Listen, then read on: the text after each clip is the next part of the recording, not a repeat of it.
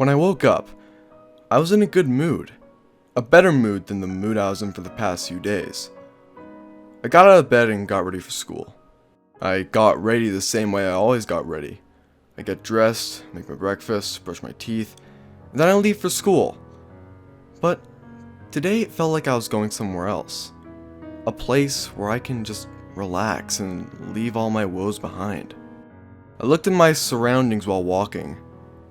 It was a beautiful day. Not a single cloud in the sky, and the breeze was gentle and cool. But then I felt something which caused me to stop. I felt some invisible force tug onto my shirt, and then I started levitating. I was surprised and began to panic a little bit, wondering what was happening. But I didn't panic for long, as the cool breeze and my slowly rising body somehow comforted me. I rose higher and higher into the air and looked upon the horizon. I was still wondering what was happening, but decided not to dwell on it, and to enjoy the peaceful nature of whatever was happening. I don't know why I was so relaxed. After I was decently high in the sky, I noticed my vision change. Everything started to be replaced by a bright light that faded in and filled my vision. After a few seconds, my vision returned to normal and I examined my surroundings. This isn't where I was before. I looked up and saw the gates to heaven. Part of me felt uneasy. If I was in heaven, doesn't that mean I'm dead? I walked up to the gates and they slowly opened for me. I walked in and saw a figure. Could this be God? As I got closer, I was able to make out the figure in greater detail. It wasn't God though.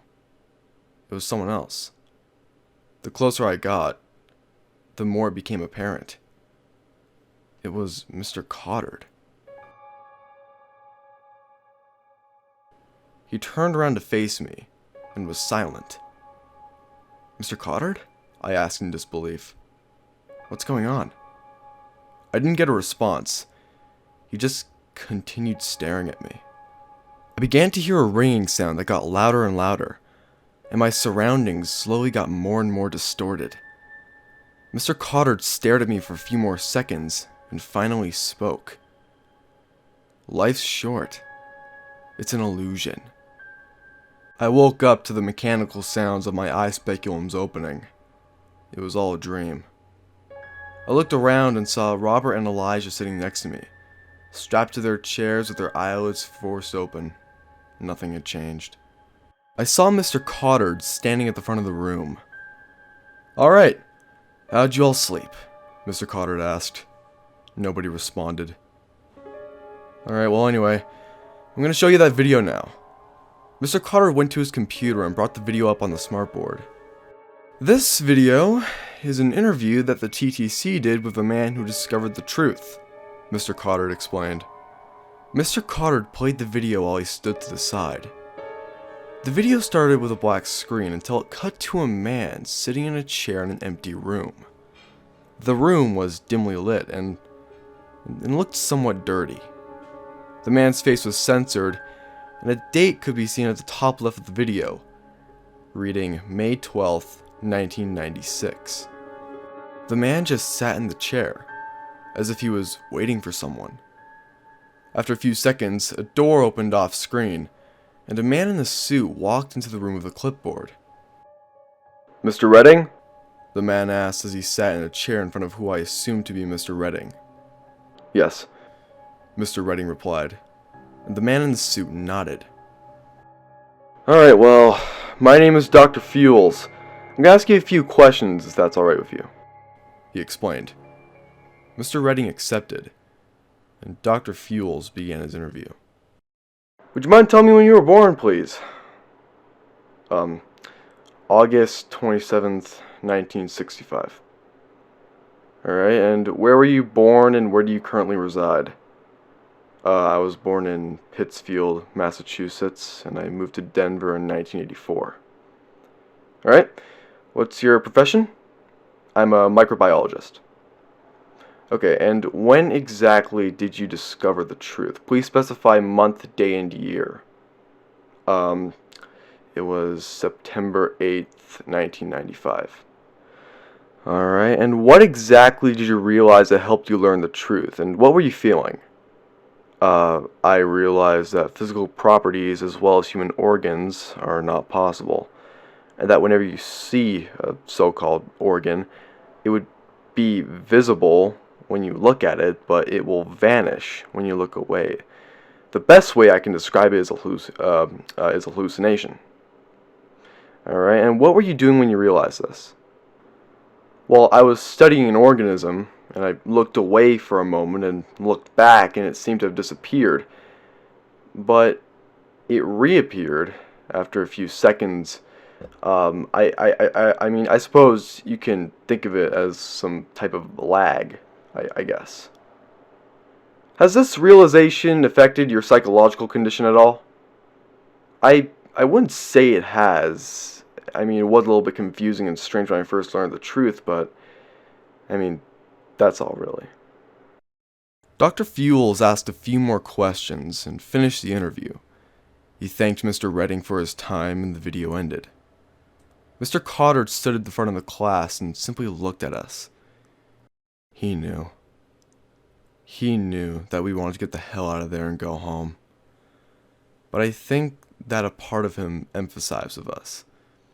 We were physically uncomfortable, our limbs were restrained, and our eyes were being forced open. It wasn't a fun experience. I turned my head to look at Robert, but he wasn't there. I was confused. Where was he? He wasn't let out at any point. I simply stared at the empty seat where Robert was before, and somehow, miraculously, after a few seconds, he reappeared out of thin air. My jaw dropped. Robert looked at me with a confused look. Clyde? What's up? Robert asked. I didn't respond. Instead, I continuously looked away and back at Robert, and every time I looked back, he would be missing only to reappear a second later. You're starting to see it, aren't you? Mr. Cottard asked. I looked at him with unease and struggled to gather my thoughts. I don't understand, I muttered. What the hell is happening? I turned to Elijah, who seemed to just be staring into space. Elijah? Are you okay? Elijah slowly turned his head to face me. I saw him open his mouth and said something I would never forget. Clyde, your brain. I don't see it. I was rather disturbed after he said that, but I asked him to elaborate more. Your skull, it's just hollow. You don't have a brain. And all of your other organs are disappearing one by one. He had to be messing with me, right? He had to be. I looked at Mr. Cottard, and he just let out a sigh. Elijah is seeing through your skin and bones. It's likely because of deterioration in one of the visual properties. But that's just what we think right now. We're still studying it, Mr. Cottard explained. No, this can't be happening. I'm dreaming. There's no way everything that you've been saying for the past week is real, right? I asked with an unsteady voice. But before Mr. Cottard could respond, I felt a sharp pain in my gut. I couldn't really explain how it felt. It was a pain that you couldn't really comprehend. I struggled to let any sound out, and Mr. Cottard noticed this. He pulled something from out of his pocket, a dispenser that was white. He held it toward my stomach, and I passed out.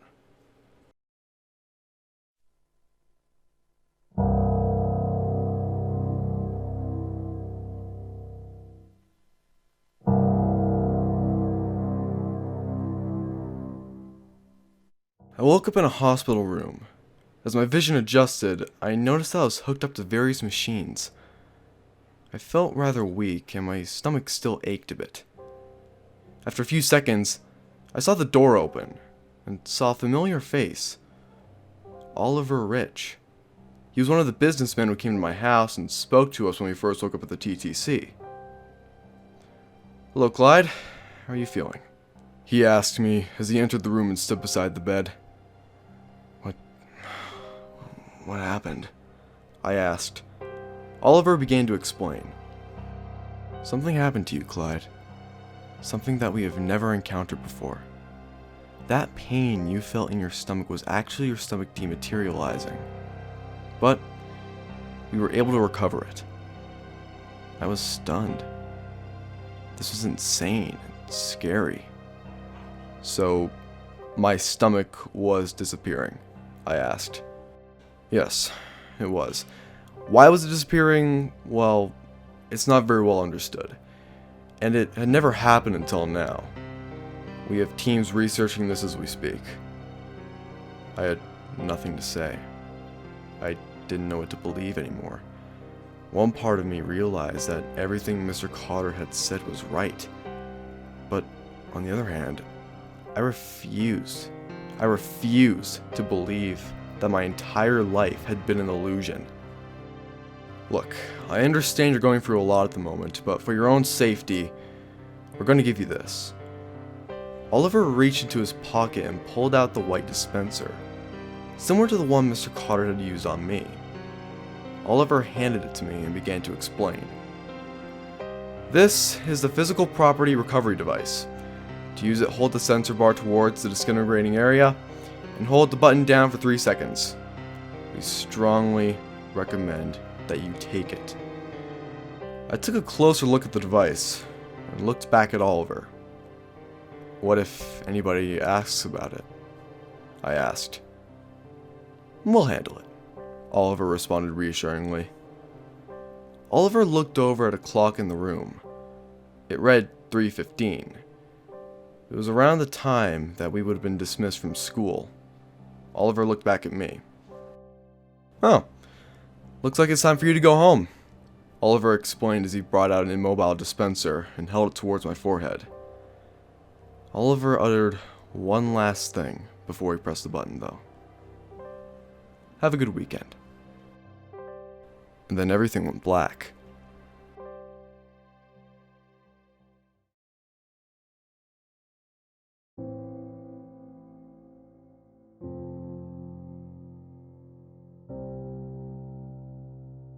When I woke up, I examined my surroundings. I was in my room. I was relieved to be out of that hellhole I was in for the past week. But the things I learned stuck with me. I looked at my bedside table and saw the property recovery device sitting on it. I picked it up and just looked at it. I still didn't want to believe that nothing was real. And knowing that any part of my body could disintegrate at any moment was terrifying. From that point on, I kept my recovery device on me at all times, and to avoid having to talk about everything that had happened, I always kept it hidden. I never saw Mr. Cottard again. Mr. Glenn returned the following week, and as for Robert and Elijah, they seemed noticeably quieter as usual in class. They felt rather distant and a bit disturbed. They eventually did go back to their old selves, but the memory still remains.